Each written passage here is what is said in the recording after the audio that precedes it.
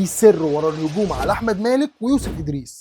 انا علي زمراوي، اكشن كوردينيتور في السينما المصريه، وده الكلام اللي طالع على يوسف ادريس من مدربين عايزين يطلعوا ترند. طب استنى بس، انت اتفرجت على المسلسل؟ لعيب كوره في منطقه شعبيه وامكانياته الماديه محدوده، وطبيعي برضه جسمه يبقى رفيع وناشف، هو مش داخل مستر اولمبيا يعني. وده يخليني اقول ان يوسف ادريس ذاكر الشخصيه، مش زي الناس اللي بتتكلم وخلاص. فاهم هو بيبني جسم على ايه، هو بيساهم في بناء الكاركتر مع المخرج والممثل. وكمان خليني اقول حاجه هتثير الجدل شويه، احمد مالك كممثل مش بيكرر نفسه، رغم انه عمل شخصية الشاب البسيط الشعبي كتير وسهل جدا يقع في فخ التكرار، لكن هو بيعرف كل مرة يشيل حاجة ويحط حاجة. وفكرة انك تحافظ على نسبة دهون قليلة في ظروف التصوير، يعني نوم مش منتظم واكل مش منتظم والمواعيد كلها مقلوبة، دي مش حاجة سهلة خالص. وانا شخصيا متفاهم جدا قد ايه ممكن يكون يوسف ادريس تعب عشان يحافظ على شكل فورمة احمد مالك بالشكل ده. الناس اللي بتشتغل في الميديا بس هم اللي فاهمين الروتين ده قد ايه صعب، حتى لو انت عندك روتين غلط صعب تلتزم بيه. وبعدين خلينا نتكلم بالمنطق، هو انت لما بتشوف كريستيانو رونالدو ولا محمد صلاح هتلاقيهم رفيعين مش بادي بيلدرز يعني، اشمعنى بقى احمد مالك اللي هو لا ده جسمه مدمنين؟ ايه يا يوسف انت بتماركت بايه يا يوسف؟ مختلف، قول رايك، المهم ما تهاجمش حد في شغلانه انت ما تفهمهاش. او ممكن تكون كان نفسك تبقى مكان يوسف في الشغلانه بتاعت احمد مالك دي، كانت هتبقى يا بعيد. مش كل فورمه لازم تبقى عضلات، ومش كل ناقد لازم يكون بيفهم. كفايه رزق بقى عشان تطلعوا ترند على قفا ناس اشتغلت بجد. اكتب لي في الكومنتات، هو انا مكبر الموضوع ولا فعلا